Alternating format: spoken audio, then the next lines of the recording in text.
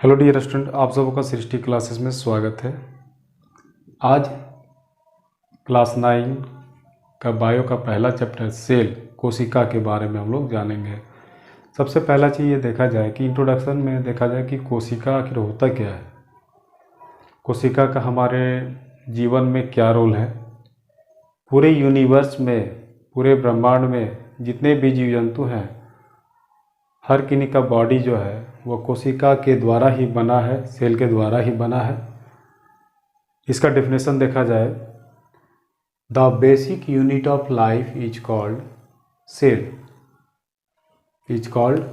Cell यानी सबसे आधारभूत इकाई जो है वह क्या कहलाता है, सेल कहलाता है, कोशिका कहलाता है। सेकंड क्या है, the fundamental unit of life is called cell. Fundamental unit हम लोग उसको कह सकते हैं कि शरीर की मौलिक इकाई को। अब मौलिक इकाई, मूलभूत इकाई, उसको हम लोग यहाँ पर जनरली देखा जाए कि दो पार्ट में तोड़ के समझते हैं। एक होता है स्ट्रक्चरल, जिसको संरचनात्मक कहेंगे, एक होता है फंक्शनल, जिसको क्रियात्मक कहेंगे। The fundamental unit of life is called cell, the structural and functional unit of life is called cell. अब यहाँ पर देखा जाए कि स्ट्रक्चरल और फंक्शनल क्या है, कि कोशिकाएं विभिन्न मनुष्यों के शरीर में, जीवों के शरीर में होता है, डिफरेंट टाइप्स ऑफ सेल होता है और सबका अपना अलग अलग स्ट्रक्चर होता है, अपना अलग अलग फंक्शन होता है जो अलग अलग कार्य करता है। अब ये सेल, आखिर ये टर्म को किन्होंने दिया था, इसका डिस्कवर किन्होंने किया था, तो इसका discovered by British scientist Robert Hooke in 1665।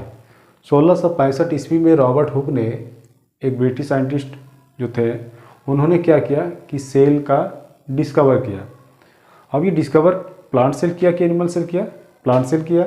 Living की नॉन लिविंग? लिविंग किया। वो क्या किया कि ऑक ट्री, बार्क ऑफ द ऑक ट्री में उन्होंने क्या किया, सबसे पहले डिस्कवर किया। तो उन्होंने क्या किया, अपने से एक माइक्रोस्कोप बनाया था और माइक्रोस्कोप बनाने के बाद उन्होंने ऑब्जर्व किया कि कोशिकाएं जो हैं, सेल्स है, वो क्या है कि इस तरह से हनी कॉम्ब लाइक स्ट्रक्चर बना, मतलब जैसा है। और उन्होंने एक रफली स्केच किया है। स्केच करने के बाद रॉबर्ट हुक ने एक बुक माइक्रोग्राफिया में ये सभी माइक्रो ऑर्गेनिज्म से रिलेटेड जितना था वो सभी के बारे में उसमें उन्होंने बताया है। अब यहाँ पर देखा जाए कि शेप एंड स्ट्रक्चर कोशिका, अभी हम लोग देखेंगे टिपिकल स्ट्रक्चर ऑफ सेल। अभी हम प्लांट और एनिमल दोनों सेल का डिफरेंसेस नहीं कर रहे हैं, अभी हम लोग एक कॉमन पढ़ रहे हैं। तो सबसे पहला देखा जाए कि टिपिकल स्ट्रक्चर ऑफ सेल एक कोशिका की नॉर्मल बनावट है। तो सबसे पहला ये देखा जाए कि कोशिका का जो आउटर बाउंड्री होता है वो क्या कहलाता है, सेल वॉल कहलाता है। कोशिका का जो आउटर बाउंड्री है वो सेल वॉल कहलाता है। अब उसके नीचे का जो थीन मेम्ब्रेनस है उसको कहा जाता है प्लाज्मा मेम्ब्रेन, या उसको हम लोग सेल मेम्ब्रेन भी कहते हैं। उसके बाद प्लाज्मा के जस्ट नीचे पूरे में विस्कस फ्लूइड लाइक एक स्ट्रक्चर होता है, उसको हम लोग कहते हैं साइटोप्लाज्म। साइटोप्लाज्म कोशिका द्रव्य।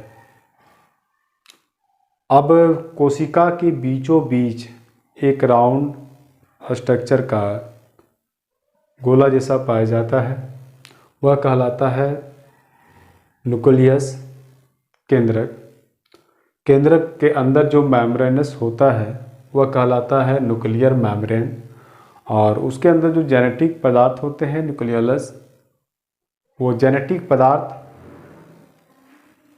माता पिता का जो गुण होता है अपने बच्चे तक हस्तांतरित करने का काम करता है। उसमें एक माइटोकॉन्ड्रिया भी होता है, गोल्जी कॉम्प्लेक्स होता है, लाइसोसोम होता है, प्लास्टिड होता है। जितना भी ऑर्गेनल्स देख रहे हैं, हर सबों का अपना अलग अलग काम है। एक एक करके हम लोग कुछ ऑर्गन के बारे में देखेंगे। सबसे पहला चीज़ हम लोग देखेंगे, सबसे आउटर पार्ट जो होता है वो कहलाता है सेल वॉल। इसको हिंदी में कहेंगे कोशिका भित्ति, भित्ति। अब ये भित्ति मीन्स दीवार होता है। तो हमने अभी कहा कि जिससे कोशिका का सबसे आउटर बाउंड्री पार्ट जो होता है वह क्या कहलाता है, सेल वॉल कहलाता है, कोशिका भित्ति कहलाता है। ये एक डेफिनेट शेप प्रोवाइड करने का भी काम करता है। हम एक इमेजिन करें जस्ट कि एक अंडा हम लोग जब लेते हैं तो उसका आउटर पार्ट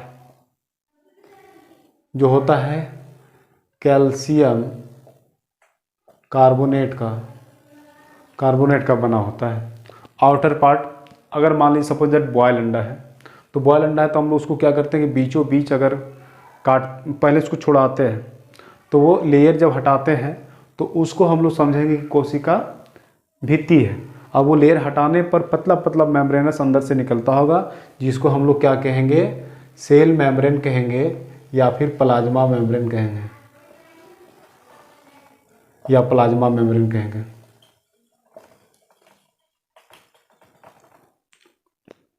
उसी तरह से उसके अंदर जो फ्लूइडी लाइक है, ये जो वाइट जो बन जाता है बॉयल करने पर, कच्चा रहने पर, ये जब इसको ऑमलेट के लिए बनाते हैं तो उस समय क्या है कि फ्लूइडी टाइप से जो होता है वो क्या कहलाता है, साइटोप्लाज्म कहलाता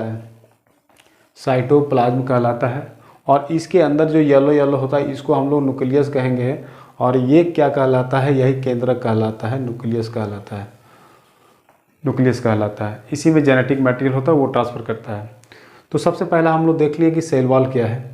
सेल वॉल के बाद सेल मेम्ब्रेन। ये मेम्ब्रेन पतला झिल्ली लाइक जो स्ट्रक्चर है, ये क्या करता है कि ऑस्मोसिस की एक प्रक्रिया होती है जिसके द्वारा वाटर मॉलिक्यूल्स को, केमिकल्स को इनसाइड और आउटसाइड द बॉडी करने का काम करता है। ऑस्मोसिस हम लोग कहेंगे परासरण। ऑस्मोसिस है process by which transfer of chemicals, solid materials from one side to another side। अगर ओस्मोसिस दो तरह से होता है, एक होता है इंडो, एक होता है एक्सोस्मोसिस। इंडो मतलब अंदर। सपोज दैट मान लीजिए कि एक किशमिश, हमने एक कटोरा में क्या किया कि एक किशमिश लिया और इसमें थोड़ा सा पानी डाल दिया। पानी डाल देने के बाद हम फाइनली क्या देखते हैं कि मॉर्निंग में या फिर कुछ समय बाद 1-1.5 घंटे के अंतराल में वो पानी अंदर चला जाता है और ये स्वलन कर जाता है। ये कहलाएगा इंडो ऑस्मोसिस। अब ये ऑस्मोसिस का प्रोसेस हमने कहा कि एक मेम्ब्रेन के द्वारा होता है। तो ये आउटर पार्ट जो होता है इसमें एक छिलका मेम्ब्रेनस, वो इंडो ऑस्मोसिस कहलाएगा। नेक्स्ट है एक्सोस्मोसिस। एक्सो मीन्स बाहर। अगर मान लीजिए कि हमने अंगूर लाया और उसको छत्ता में हमने छोड़ दिया या धूप में हम कहीं छोड़ दिए, तो धूप में छोड़ देने के बाद फाइनली क्या करता है कि ये सिकुड़ करके किशमिश के रूप में बन जाता है। ये एक्सोस्मोसिस कहलाता है। तो ये प्रक्रिया जो इंडो एक्सो होता है वो सेल मेम्ब्रेन के थ्रू होता है, प्लाज्मा मेम्ब्रेन के थ्रू होता है। अब नेक्स्ट हम देखते हैं साइटोप्लाज्म। साइटोप्लाज्म ये क्या है कि इसमें बहुत सारे सेल ऑर्गेनल्स होते हैं, कोशिकांगक होते हैं, जिसको ये न्यूट्रिशन प्रोवाइड करने का काम करता है। अगर ये न्यूट्रिशन न दें तो पूरे सेल ऑर्गेनल्स जो है वो डाई कर जाएंगे, अपना फंक्शन करना छोड़ देंगे। नेक्स्ट आगे हम देखते हैं कि ये माइटोकॉन्ड्रिया कहलाता है। माइटोकॉन्ड्रिया को क्या कहा जाता है, power house of the cell कहा जाता है, ऊर्जा का शक्ति गृह कहा जाता है। अब ये किस तरह से एनर्जी प्रोड्यूस करने का काम करता है, हमने जो भी चीज़ खाने के बाद वो क्या है कि खाया पिया जो भी चीज़ है, जूसेस वगैरह, तो वो सभी क्या करता है, ऑस्मोसिस प्रक्रिया के दौरान सेल में जाता है। जाने के बाद वहाँ ये ऑक्सीजन के प्रेजेंस और ऑब्सेंस में ग्लाइकोलाइसिस एक प्रक्रिया होती है। ग्लाइकोलाइसिस दैट मीन्स कि ग्लूकोज का टूटना, वो क्या करता है, ग्लूकोज को तोड़ता है। अगर वो ऑक्सीजन की प्रेजेंस में तोड़ता है तो उसमें ज़्यादा अमाउंट ऑफ एनर्जी लिबरेट करेगा ग्लाइकोलाइसिस। ये ग्लूकोज का तोड़ना, ब्रेक डाउन ऑफ ग्लूकोज को तोड़ने का काम करता है।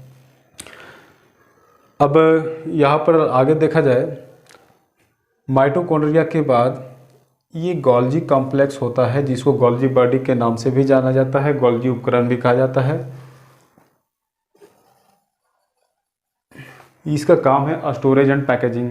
ये फूड मटेरियल जो भी हम लोग मतलब खाएं या जो भी वहाँ पर फूड मटेरियल्स वगैरह है, तो उसको क्या करता है कि स्टोर करने का काम करता है, और ये कहलाता है लाइसोसोम। लाइसोसोम, ये लाइसोसोम को कहा जाता है सुसाइडल बैग।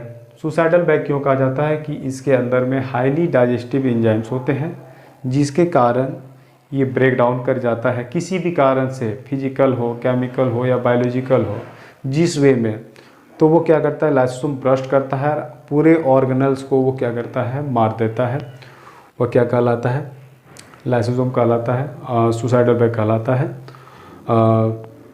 कभी इनकेस मान लीजिए कि हम घर में कोई कांटी वगैरह कील खोट ठोकते हैं, तो हथौड़ा से बाय मिस्टेक अगर हाथ में लग जाती है, तो वो तुरंत क्या करता है, उस पार्ट को काला कर देता है। यानी वहाँ पर कोशिकाएं जो है वो लाइसोसोम फटा तो आसपास की जो कोशिकाएं हैं उसको वो मार देता है, ये इसका काम। उसी तरह से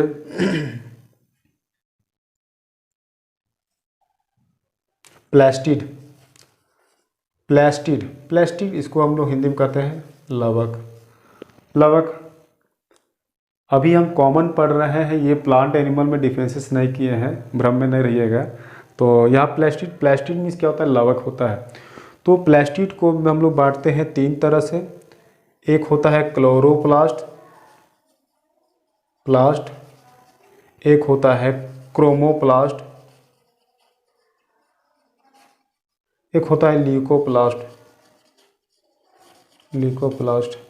अब ये क्लोरोप्लास्ट, क्लोरोफिल, ये क्या करता है कि पत्तियों में या फिर तना जो होता है उसको वो क्या करता है, इसमें ग्रीन पिगमेंट होता है क्लोरोफिल, जो उसको क्या करता है, पत्तियों को ग्रीन कलर प्रोवाइड करने का काम करता है, ग्रीन कलर प्रोवाइड करने का काम। क्रोमोप्लास्ट में क्या है, एक्सेप्ट ग्रीन, ये ग्रीन को छोड़ करके कलर, डिफरेंट कलर प्रोवाइड कर देता है। ल्यूकोप्लास्ट इसको हम लोग कहेंगे कलरलेस, एक तरह से कह सकते हैं, जहाँ जैसा एडेप्टेशन होता है उसके अकॉर्डिंग वो क्या करता है, अपना कलर को चेंजिंग कर लेता है। ये प्लास्टिड में आता है। थैंक यू आज के क्लासेस के लिए।